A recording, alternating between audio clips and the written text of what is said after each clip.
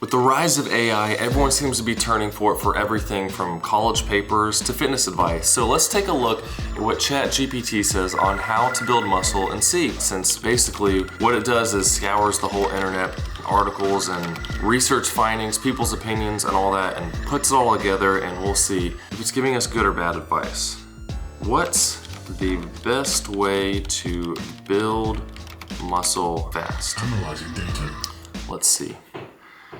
To build muscle quickly and effectively, you need to focus on 3 core pillars: training, nutrition, and recovery. That's very true. So let's take a look and see how that training is to take place. Lift heavy, train smart.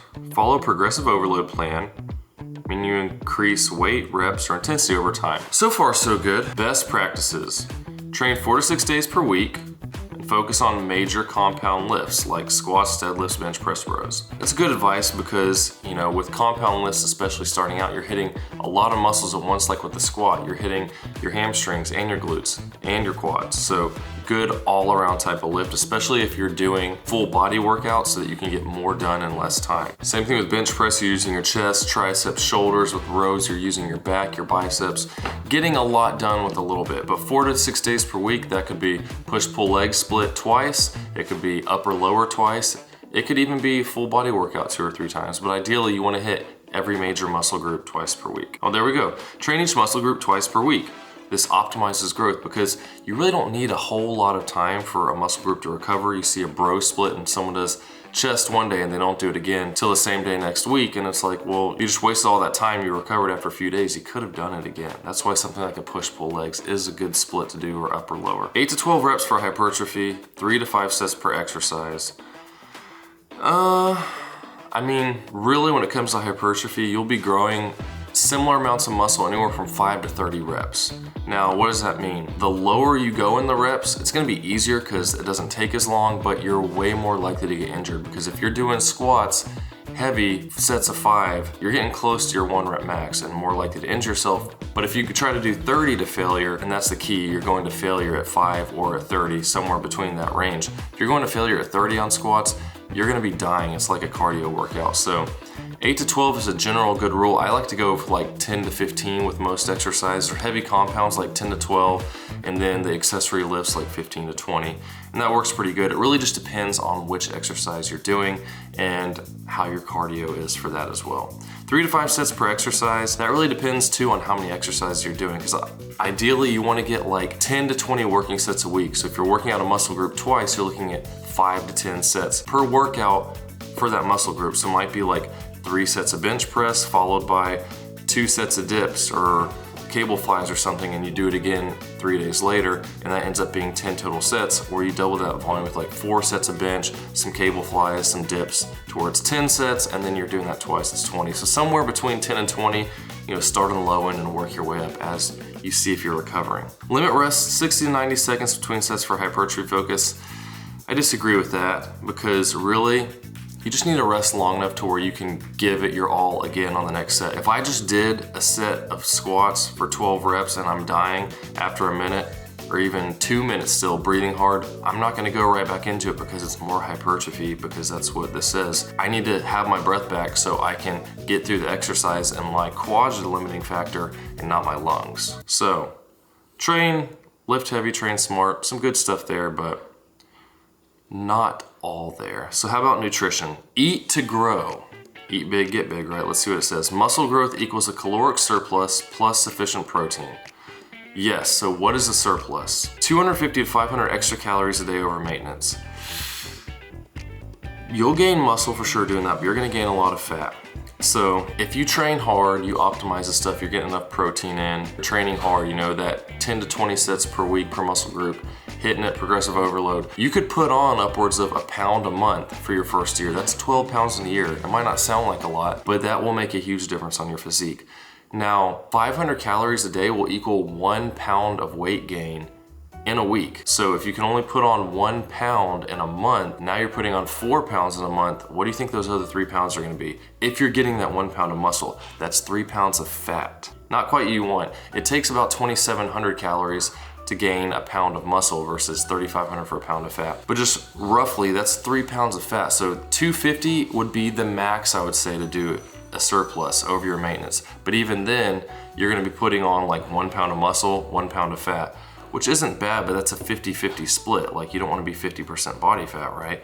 So maybe you could start with that, and after a few weeks, just lower the calories some, or what I suggest is just go 100 calories above whatever your maintenance is, if you know that, and just train hard and work out. At the end of a month, see what your weight is. If it's roughly the same, bump it up another 100 calories for the next month, and that's like your new baseline that you're gonna stick with, and see again at the end of that month what your calories look like. And that's the other thing to keep in mind with calories. It's hard to track just 100. That's why you just gotta kind of be on top of it if you're doing it this way, because labels lie. If you're not weighing stuff and you're guessing, you're gonna be way off. You gotta be meticulous about the stuff if you're gonna do it like that. But that's gonna help you to gain weight slowly, because it really doesn't take a whole lot. If you see it plateau, bump it up another 100. So you're going from like 2,500 to 2,600 for a month. See how it goes, 2,700. And then just keep on going and see how it works, rather than going straight up to 3,000 and then you're gaining a bunch of fat. You see those changes quickly, but a lot of that change is fat, and it's not gonna be what you want. And then when you have to go into a cut, you're gonna be thinking, I'm losing all this muscle, but really,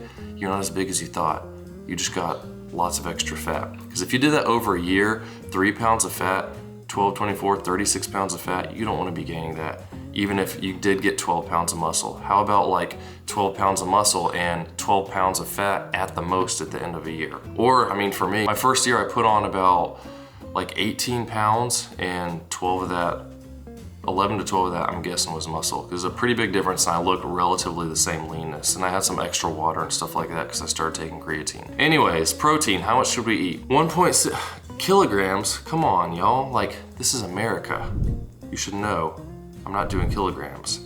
0.7 to 1 gram per pound of body weight. But most people I've heard will say 0.8 to 1 gram per pound of body weight. It's easy to shoot for 1 gram because you know what your body weight is. Shoot for that in protein. So for me, I'm 185 pounds, 185 grams of protein. I shoot for that. And a minimum for me is 150. That's around the 0.8 mark, a little above it. So that's my minimum per day, and I want to shoot for that 185. And like the other day, I did like over 200. And I was still below my daily calories, so it's all good. Carbs, fuel your workouts. I really don't track carbs. I know a lot of people are afraid of them. Keto folks think carbs are gonna make you fat. It's a caloric surplus that makes you fat, whether it's protein, carbs, or fats. But carbs will help with performance in workouts. But I don't track them. I just usually plan my meals are gonna have more carbs closer to my workouts, and I do notice a difference when I do that, especially the leaner you get. Healthy fats, don't neglect them, that's for sure. You need fat for your hormones to function properly. You don't wanna be messing that up, especially if you get too lean. You still need to be eating fats.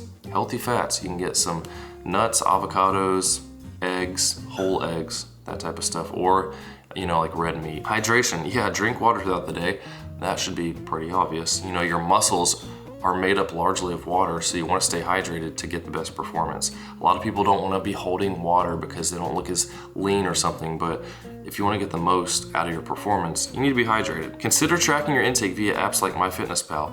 Kind of funny that it names that one. I wonder if they have some kind of deal. So recovery, don't skip it. Muscle is built while you rest, not while you train. That's important. If you're like out partying, staying up all night, getting up early, you're sleeping 5 hours or so, and you're always tired, and you just mitigate that with lots of caffeine, you're gonna be hurting your muscle building process because that's happening while you're sleeping. You're breaking your muscles down while you're training. They're sore the next day because they're being repaired, and they're being repaired while you sleep.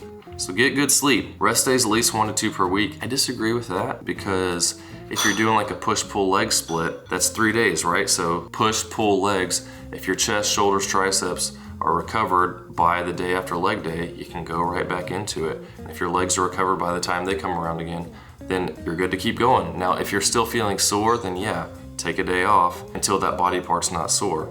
Or you could do like I do push-pull legs and then a cardio day, because cardio is important too. You want to keep your heart healthy. Stuff like cholesterol that gets high, you might look lean and shredded, but you might have high cholesterol because you're not doing cardio. The heart health is important. And you definitely don't want to be dying because you're neglecting that. Manage stress. High cortisol equals worse recovery and less growth. Yes, active recovery. There you go, light cardio on off days. There you go. So your off day off from lifting heavy, but you can still be doing something. I just like to do something physical every day, and you know, I swim for an hour. That keeps me feeling good. Bonus tips, creatine monohydrate. That's true, and be aware if you start taking creatine for the first time, expect to see your weight bump up anywhere from like 3 to 6 pounds because your body's holding more water. That's water in the muscle, and that's helping you to push harder and be able to lift more. Whey protein, that is a convenient way to meet protein goals. I haven't had powdered protein, I don't know how long. I still eat some protein bars here and there, but I'm trying to eat more and more real foods because they just make me feel better and less stomach issues. Consistency is greater than perfection. That's very important, especially in this age of seeing all this stuff of people saying, here's the optimal training, the optimal exercise, do this. Like, really what's optimal is what works out for your schedule, what you enjoy, and what you'll keep doing. Because if you get the perfect program but you hate it, you're not gonna stick with it. You need to find something that you like. You do have to push yourself, make sure you're doing the progressive overload, more weight, more sets, more reps over time, but it needs to be something that you like. So if your form's not perfect, you know, as long as you're not ego lifting where you're gonna hurt yourself, if you're still working on that 10 to 15 rep range, even if your form's not perfect, you're probably not gonna get injured because the weight's not so heavy that you're gonna hurt yourself versus bad form with like 5 reps, then you're looking for trouble. But yeah, stay consistent and track your progress. Weekly photos, I wouldn't do that. If you're gonna be taking photos, I suggest like every 4 months at the least, like 6 months. So from one to the next one, 6 months to a year, you'll notice big differences. When I first started working out hard, doing all this stuff with getting the right calories, protein, tracking all that, tracking progressive overload, you see yourself every day in the mirror, you don't notice the difference. You take weekly photos, you're still not gonna notice the difference. But after I looked at my year before and after, I was like, whoa. I actually see a big difference in my shoulders, my legs especially, because I neglected them for 30 years and they got really big. But strength logs, you don't have to log everything you do, but like some of your major lifts, like, oh, my bench press, what's it doing over time? And that can help you to stay motivated, because there's times when I'm like, oh, I've been stuck on like 215 on bench for 10 for 6 weeks now. Like, this is really frustrating. But then you look back and see, well, 6 months ago, I was only doing like 175 or 10, so I've actually made a lot of progress, and that can help you to stay motivated. And don't worry about it, because progress isn't linear. It's kind of like diminishing like this. It's going to take longer the better you get. Body measurements, body measurements can be good if you're trying to lose weight, like a lot of fat, because as you're losing fat, you'll see those changes. Body measurements aren't that great for building muscle unless you're staying at relatively the same body fat percentage, because if I was to put on like 10 pounds the next 3 months, a lot of that's gonna be fat, and my arms are still gonna get bigger around, but it's gonna be because of fat around them too, and maybe a tiny bit of muscle. Versus if I stay the same relative leanness and do measurements like a year apart, then I can see, okay, how much did my muscles grow, because I'm the same relative leanness. So you gotta be careful a little bit with the body measurements. Whoa, what?